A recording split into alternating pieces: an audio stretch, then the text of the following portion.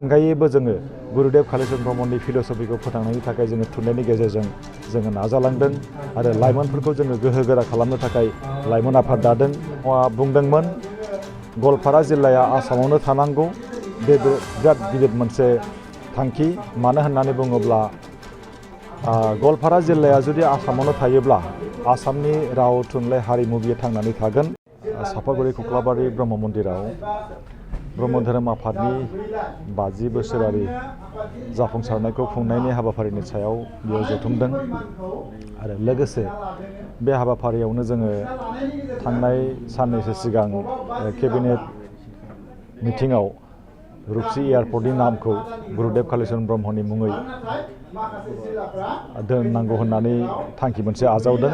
बे थांखिखौ एसेम्ब्लियाव फाथायहरगोन आरो एसेम्ब्लिनिफ्राय बेखौ भारत सरकारनिसिम दैथायहरगोन। दा बेनि थाखायनो आसाम सरकार लोगोसे बिटिआरनि सरकार आरो जोंनि केबिनेट मिनिस्टार बिथांमोननिसिम साबायखर बावनो थाखाय जोङो जर'खायै बे मेलखौ जों जथुमदों। दिनै नोंथांमोननि सिगाङाव आङो फोरमायनो मोननानै गोजोननाय मोनगोन। ब्रह्म धोरोम आफादा 2025 मायथाइयाव 50 बोसोर आबुं जागोन। बे 50 बोसोर आबुं जानायखौ गहपुराव जोबोदै गाजा गोमजायै खुंनाय जागोन।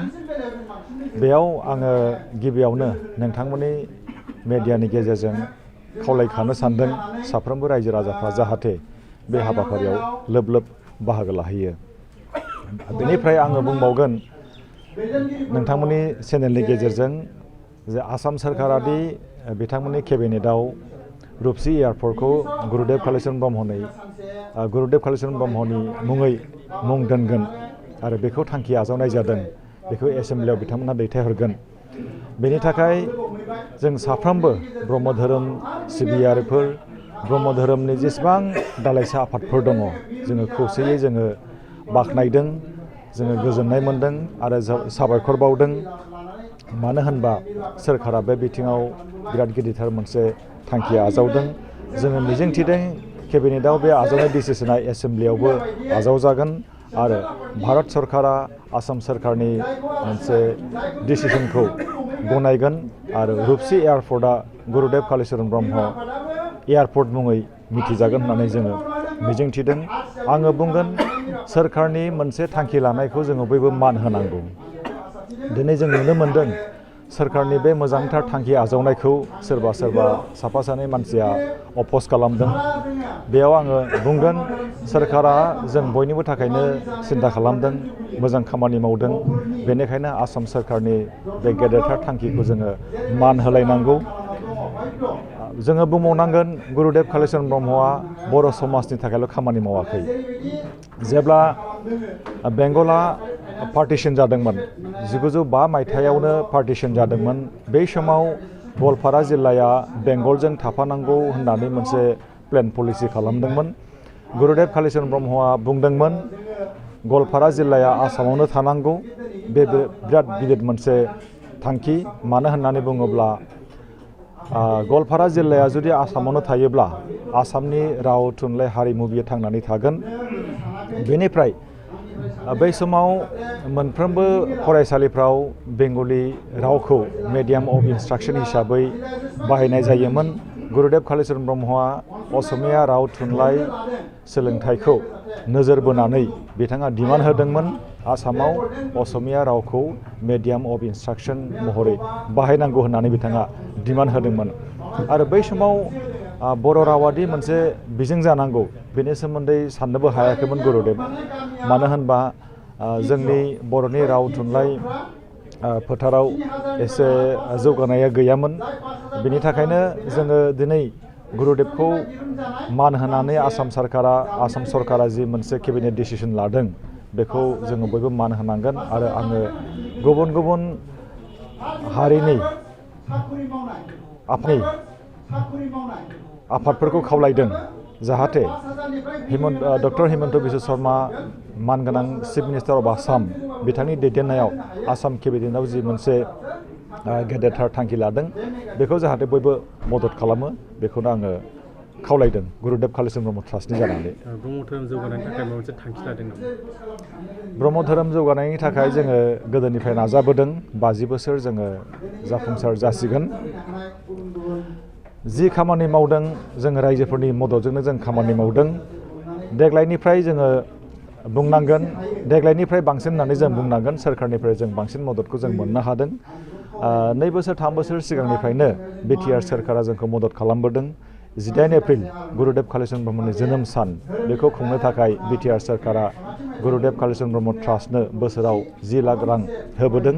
बेबो जोंनि ब्रह्म धोरोम जौगानायनि थाखाय मोनसे गेदेरथार मदद। जोङो ब्रह्म धोरोमखौ फोथांनानै लाखिनो थाखाय गुरुदेब कालिचरन ब्रह्मनि जि फिल'सफि बेखौ जोङो फोथांनानै जों लाखिनांगोन। आरो जोङो बे बुहुमनाङैनो मोनसे महायज्ञ बेखौ जोङो खुंनो हादों क'क्राझाराव। बेयाव आसामनि मानगोनां chief minister doctor Himanta Biswa Sharma बिथाङाबो बाहागो लाफैदों। लोगोसे बिथाङा माखासे एनाउन्समेन्ट होलांदों जे ब्रह्म धोरोम सिबियारिफोरनि थाखाय ब्रह्म मन्दिर जौगानायनि मुङाव माखासे फाइनान्सियेल एसिस्टेन्स बिथाङा एनाउन्स खालामदों। आरो गुरुदेबनि जोनोम जायगा गुरुधाम बेखौ जौगाहोनो थाखाय आरो जति आश्रमखौ जौगाहोनो थाखाय माखासे कौटि थाखा बिथाङा एनाउन्स खालामलांदों। बियो ब्रह्म धोरोम जौगानायनि मोनसे गेदेरथार फाइनान्सियेल एसिस्टेन्स मदद। बेनि थाखायबो आं बिथांमोनखौ बिटिआर सोरखार लोगोसे आसाम सोरखारखौ आङो साबायखर बावदों। जों दिनै ब्रह्म धोरोम सिबियारि हिसाबै जोङो ब्रह्म धोरोमखौल' फोथांनायनि जों खामानि मावाखै। बेनि अनगायैबो जोङो गुरुदेब कालिचरन ब्रह्मनि फिल'सफिखौ फोथांनायनि थाखाय जोङो थुनलाइनि गेजेरजों जोङो नाजालांदों। आरो लाइमोनफोरखौ जोङो गोहो गोरा खालामनो थाखाय लाइमोन आफाद दादों। दिनै जोङो नुदों 20 बोसोरनि सिगां जायबायदि थासारिया जोंनि समाजाव दंमोन दा बे थासारिया गैला, जोबोरै सोलायबाय। आङो देरगानानै बुंगोन दिनै लाइमोनफ्रा लाइमोन आफादाव थानानै ब्रह्म धोरोमखौ आजावनानै खायफा निरामिस जादों, खायफा धोरोम फोसावनायाव आखाइ होदों, धोरोमनि थुनलाइ सोरजिदों आरो फेग्रा मुवानिफ्राय बिथांमोनहा गोजानाव थादों। जोबोरै मोनसे थुलुंगाथाव थासारिखौ जोङो नुदों। बेनि अनगायै आइजोफोरखौ थुलुंगा होनो थाखाय ब्रह्म धोरोम आफादा खामानि मावदों। जोङो बुंगोन साफ्रोमबो रायजो राजाफ्रा जाहाथे ब्रह्म धोरोमनि जि गोथार फिल'सफि बेखौ आजावनानै जोंनि समाजाव मोनसे आध्यात्मिक गियाननि जि गोनांथि बेखौ सानखांनो हागोन। जोंनि समाजाव गोजोन थासारि जोंनो नांगौ। गोजोन थासारि थायोब्ला जोङो गावजों गाव मान होलायनानै अनलायनानै जोङो थांनानै जों थानो हागोन। बेनिखायनो आङो गुरै खावलायदों जाहाथे ब्रह्म धोरोमनि जि फिल'सफि बेखौ फोथांनानै लाखिनायाव साफ्रोमबो रायजो राजाफ्रा जाहाथे मदद खालामो। मोनसे फोसावथाय नोंथांमोननि थाखाय मोनसे गोजोनथाव खौरां लानानै फैदों। चिरां जिल्लानि सिङाव थानाय काजलगावनि सिफुं हटेलखौ गुवाहाटी नोगोरनि साखाथियाव थानाय सानसारियाव गोदानै मोनसे सिफुं हटेल ब्रान्च खुलिनाया नोंथांमोननि थाखाय गोजोनथाव खौरां लानानै फैदों। नोंथाङाबो जुदि गुवाहाटीयाव थायोब्ला एबा गुवाहाटी नोगोराव दावबायहैनाय समाव बर'नि दोरोङारि ओंख्रिखौ जानो लुबैयोब्ला गुवाहाटी नोगोरनि साखाथियाव थानाय सानसारियाव गोदानै बेखेवनाय सिफुं हटेलाव थांनानै जाहैनो हागोन।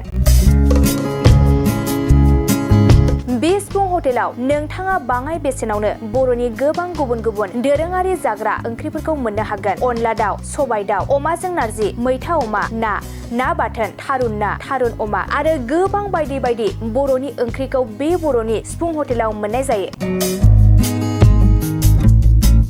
सोरबाफोर जुदि बे सिफुं हटेलाव बर'नि संनाय खावनायखौ जानो थाखाय सिगांग्रो अर्डार हरनोब्ला नैबे 9864747796 9954772037 जामबुं नम्बराव कल खालामनानै बुकिं खालामहरनो हागोन।